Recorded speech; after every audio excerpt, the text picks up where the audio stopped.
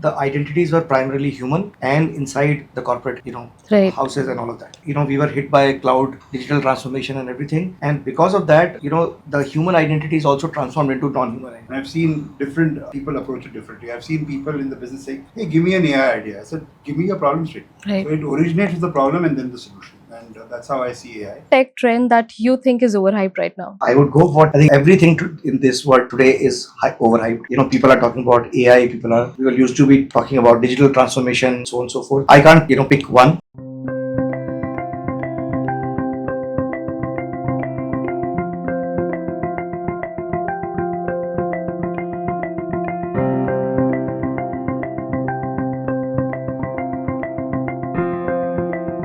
Hi, you're watching The Mainstream. I'm Simran Shiwalkar, your host for today, and this is an exclusive dialogue powered by SailPoint in collaboration with Mainstream.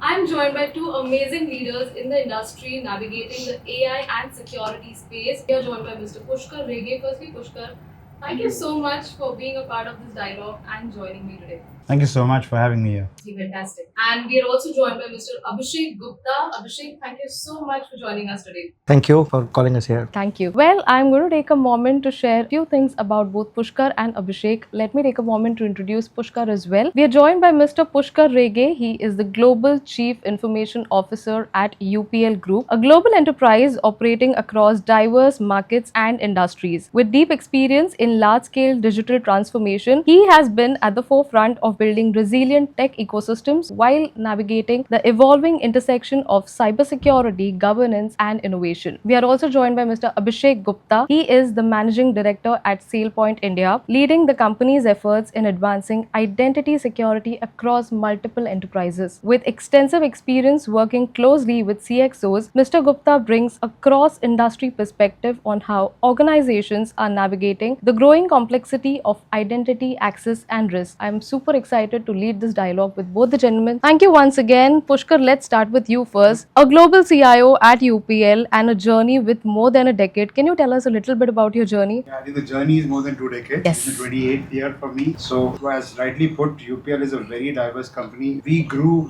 my journey started in 1998. I've seen a 50x growth, and that's very rare for a person like me in India. I feel proud about that moment. What I've seen in this journey is a lot of M&As. We've grown through that, and that leads to a lot of chaos of things. Right. So it's been good. I feel very proud in leading this organization the last 4 years in this space of the CIO. Also, thanks to partners like SailPoint, we run the show together. So it's been good with the COVID. Everything looks okay for now. Fantastic. Abhishek, let's start with your journey as well. Can you tell us a little bit about your journey? I started the SailPoint India business in 2023, and since then the curve has been, exponential growth. And thanks to customers like Pushkar and many other CXOs who have supported our endeavor in securing, them from an identity point of view. And I've come with about 22 years of experience across organizations like SailPoint, Zscaler, Gartner, and so on. So it's going pretty well, and we are right now looking at the India market, looking at identity as a key driver for security. And I think becoming one of the key mover into that space is really exciting right now. Absolutely. And thank you so much for that wonderful glimpse of your journeys. The central core of the theme today is identity, access, and security. How has the definition of identity changed over the years? Pushkar, maybe let's start with you first. Okay, I think it's evolved. The risks in the world have changed. And for us, in the context, it's evolved by being a small factory, in Vapi way back in 69, which Right. is to a global company with a footprint of about 60 factories worldwide. And identity and the entire ecosystem is much beyond just internal employees. So it has evolved to be very, very dynamic, front-facing, because I think that's the start process for me in terms of the entire security portfolio. Get that posture right, you can follow up with everything else. It's very proactive, it's important, and it's dynamic. And I would like to have solutions that are easy to plug and play and that fit into the jigsaw of things, because as CIOs, I have been calling myself the kabadiwala of IT. Who always tries to make money from the old assets and modernize. Absolutely. And then consolidation is the theme there. Right? So identity becomes very critical when you're doing the Legos of the world. I've been doing a lot of Legos. When you acquire, you can't leave it static, right? So then getting the access, and being a global company, the access is very, very important. The roles change. The entire joining, moving, leaving is very dynamic. So identity becomes the biggest footprint for me in the context, especially now. Rightly said. So, and Abhishek, I believe you have been communicating with a lot of CIOs, understanding their challenges. What has been your take on this? He rightly mentioned identity has evolved. About few years back, before the era of all this cloud coming in, the identities were primarily human and inside the corporate, Right. houses and all of that. We were hit by cloud, digital transformation and everything. And because of that, the human identity is also transformed into non-human identities. Right. So human identities meant employees and non-employees. And now, machines, and with the emergence of AI, now the AI agents have also come in. Right. So if we look at identity, the evolution is employees and non-employees, humans and non-humans, right? And all of this put together forms a bigger challenge for our customers. Right. And customers are really concerned about, I want to understand who's accessing what are they doing with that access, should they have that access in the first place, and so on. Because the moment it goes to the machines and AI agents, then the risk suddenly multiplies exponentially. Right? So Absolutely. that is the evolution that we are seeing in the market. So AI is essentially the driver, and is it a support in any way? Do you see it playing both the roles? AI is actually plays a very big role in anything that we do. So, if you look at a lot of these solutions, the AI is actually playing great role in providing the context of, each identity type. Right. And when I talk about, okay, who's accessing what, it gives you the context. Without Right. the AI, the context piece was missing. Right. So it is supporting a lot of CXOs in getting the right context so that they can take the right decision. Right. So I would call AI as an enabler, right? And the business driver for many new things. But the scary part of it, if the access is not governed properly, then it can, and it goes into the wrong hands, then it can create challenge. Absolutely. And Pushkar, would you like to add anything to that? Considering today a CIO, he's wearing multiple hats, leading the business as well. What has been your take when we talk about AI and security as well? See, for me, being, I've originated from a business person to a tech person. That's how my career has progressed. For me, it's a business first context, and AI also fits in that context. Any tech for the sake of tech doesn't fit. And I've seen different people approach it differently. I've seen people in the business say, hey, give me an AI idea. I said, give me your problem statement. Right. So it originates with the problem and then the solution. And that's how I see AI. You got to do your experiments, you got to do your innovations. We do guide people on how to use the tech. We do small experiments, we do it to large scale. So the journey's been beautiful on the AI side. We have automations going in different journeys. We have even made senior people aware of how AI works and the security posture around it. So we would not overexpose solutions that are available fly by night. We would look at the security portfolio first before we Right. enter. And that's the principle in which we would safety first, security first mindset, digital first as well. But in that context, AI is good. We've been consuming it. We've been asking ourselves, is it a repeat? Is it really a task? Or just, there should be a business. Right. The way we look at it. Absolutely. I have another question for you, Pushkar. With everything becoming so interconnected day by day, including your cloud, partners, machines, and AI, how do you personally define identity today? I think these words are resonating the identity also. The interconnected world is going to be very complicated to manage and navigate for the identity. Especially, the dynamic, the geopolitical environments are forcing us to change roles. And the HR, the people first policy that we follow, the HR empowers the internal people to grow. I call myself the accidental CIO in that context. I was not prepared for the role. I was mainly a process specialist doing a lot of ERP globally. And there I had to learn cybersecurity overnight. And there were a lot of people to help. But so the definition of identity for me is getting that interconnected well. Today it's moved from best of breed to again,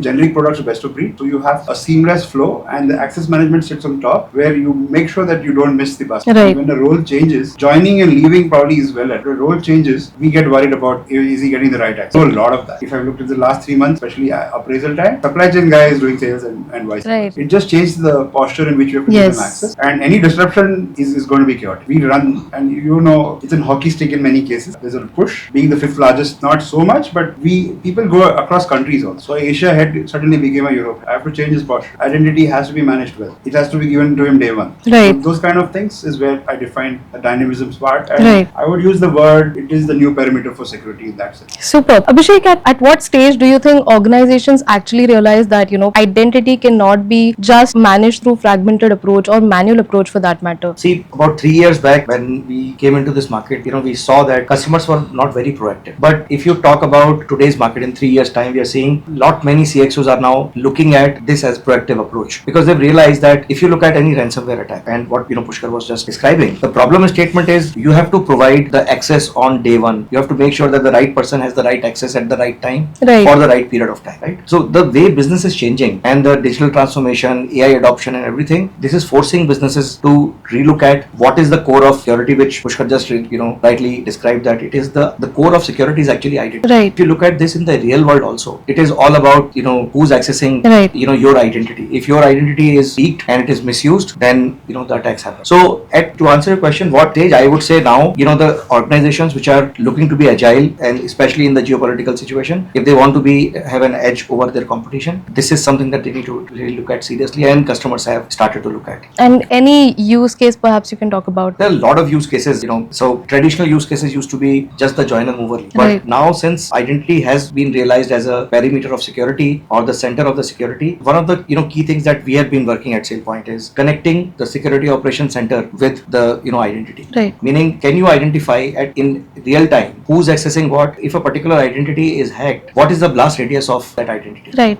How will you know that? Only when you know who's accessing what were the access given, when were they given, what were the entitlements, and so on and so forth. So that is one of the key use cases of connecting in real world SOC with identity, and then giving the full visibility of their organization-wide enterprise applications, accessing their what are they doing with that, and so on and so forth. So that's a big use case that is coming out, apart from the regular ones, which is joiner, mover, lever, Right. compliance management in many customers' places. Thank you so much, Abhishek. And Pushkar, coming back to you, with big organizations like UPL, how is identity being prioritized? Is there an approach that you follow? I would say in the last 3 months I've been discussing this in different forums, and that's the way I would say it's priority. For a good governance process, identity becomes a footprint, and we've been continuously upgrading it. So it is always a CIO and CISO discussion, refining it, learning from the previous potential changes, business feedback from the ticketing process, missing access. So we've taken a conservative approach when a person moves, give him the light version and then go on adding instead of giving him an extra version, which is an approval from the system. Ecosystem. We would give it importance, but it's not like super number one in all fairness, but it plays important discussion in the boardrooms as well. Because the compromise on identity is the biggest problem, right? And to Abhishek's earlier point, the machine world or the non-human world, the controls are going to be very, very minimal. Because if you see the new world, I may not be touching landscape directly. I will be touching it through a platform which is nothing. It could be just a browser. Absolutely. And in that world, you can see it's going to be very, very complex to design an identity. I think the ministry, the MIT, has recently revamped the rules and regulations with everything around AI and deepfakes. Is that going to be, impacting organizations in any case? I mean, the deepfakes part, the way AI is evolving every single day. I think so, but everything is in hype in that context. It will take its pace, it will grow. We have to be proactive, we got to be fast. So, talking about agility, I think UPL is one of those epitomes of agility. We believe in speed versus perfection, we choose speed. And there is a chance of failure, but we fix fast, fall fast kind of approaches. Rely on tools very heavily. And sometimes I've seen, people have tools but they don't know how to use them. Right. So it's very, very important on the adoption side of it as well. So I would believe the Ferrari is not as important as the driver. That's the context.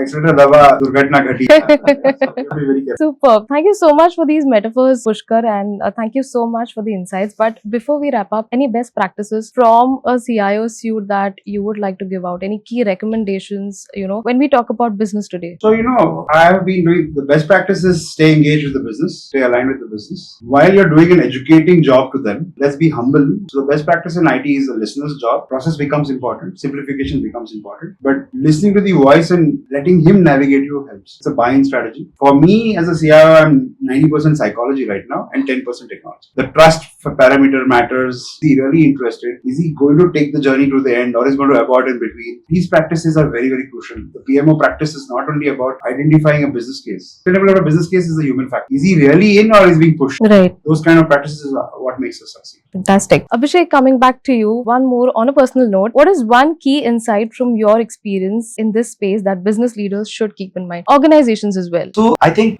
all these technologies which are there, and especially in the digital transformation world, AI coming in, it is, and I like the word kawadi wala thing, that Pushkar spoke about. There are too many technologies which are there, right? It is very critical for, leaders really look at, like he mentioned, the business requirements, and look at the customers decide for anything because of three reasons. Either it helps them increase their top line or increase their bottom line, Right. or decrease their risk, right? I think those are the three key factors. When you take any decision, you keep these things in mind. It benefits your organization, and eventually it benefits everybody, shareholder, stakeholders, and everybody. So I think those are the three things. If everybody keeps in mind, businesses will become better. Superb. Thank you so much, Abhishek, and thank you so much, Pushkar. But before we close this, I also have a couple of rapid fire questions for both of you. Are you game? Sure. All right. Let's start with you, Pushkar. Firstly, one technology trend you think is very much overhyped right now? Say only one.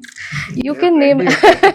So tech itself is over. If I have to pick one, I think that's more a context than a technology. The technology will change the world. Right. I think we've seen it every time a technology comes. The world upgrades and the world downgrades in a human context. Yes. But the world adjusts. So I think everything is hyped. Especially the tech world hypes it. We try to scare the rest of the world. I think things will remain the same. They might get beautiful. The world goes on. So I think everything is overhyped. Security is also overhyped. I think that's one component. It is important. It will be a problem. But AI for security, AI against security. So there's AI on both sides. I would say the word hype is in the context of what is marketed and what is the reality Right. is a big, and that should be corrected with people who make it more realistic. We have to make things realistic. We have to make them more practical to our adoption. Just because somebody has a good toy, it cannot be applicable to you. You have to play your game carefully. Right. Very well. If you weren't in tech, what would you be doing? Everything and nothing. Traveling the world. Mainly, I would love to be a stand-up comedian. Wow. And with a tech joke around it. The best advice that you have received in your career? खुद की सुनो. Okay. If you could instantly master a skill outside of tech, what would that be? Something I will never able to do. Play the guitar. Okay, interesting. And lastly, a book, a podcast, or an idea that you have returned to more than once. So I'm really fond of Simon Sinek and his philosophy of people first. But if it's a podcast, I'm a big fan of, and I've watched it umpteen times and I asked my team to do it. Stay Hungry, Stay Foolish. Stanford, teach by great Yes. Apple guru. Mr. Steve Jobs. Yeah. Absolutely. Abhishek, let's start with you. One tech trend that you think is overhyped right now? I would go for, I think everything in this world today is overhyped. People are talking about AI, people used to be talking about digital transformation, so on and so forth. I can't, pick one. I would say everything today is overhyped, and one has to be very cautious in looking at, okay, what is the future looking like? Right. Is it really helpful? And to my earlier point, from a business, point of view, is it helping me make more money? Right. Or, is it increasing my revenue, or is it decreasing my risk? Right. That's all. If we keep it in mind, then the hype can be cut as much as possible. Fair enough. If not for technology, what would you be doing? I would be a singer. Wow. And the best advice that you have received in your career? So one of my bosses had told me that, I used to react before response. Okay. And he had, coached me around response. What is the difference between response and it was very early in my career. And I think that has changed me a lot in the positive way. Superb. If you could instantly master a skill outside of technology, what would that be? See, I would say communication skill is always the life skill that anybody should have. And I don't believe anybody is a master in that. So that one skill is something that I would look at constantly uplifting in my life. Very well. And lastly, a book, a podcast, or an idea that you have returned to more than once. So I call myself as a product of a book called You Can Win by Shiv Khera. I read this way back when I was in early schools, and it changed my life in many ways, in positive ways, and made me, think about the foundation of life, attitude, and so on and so forth. So that's the book I would recommend everybody to read that book. Superb. Gentlemen, thank you so much for this candid conversation and great insights. Thank you so much. I had a lovely time, and I'm sure our viewers have a lot to take away. Thank you once again, and I look forward to connect with you again. Thank you.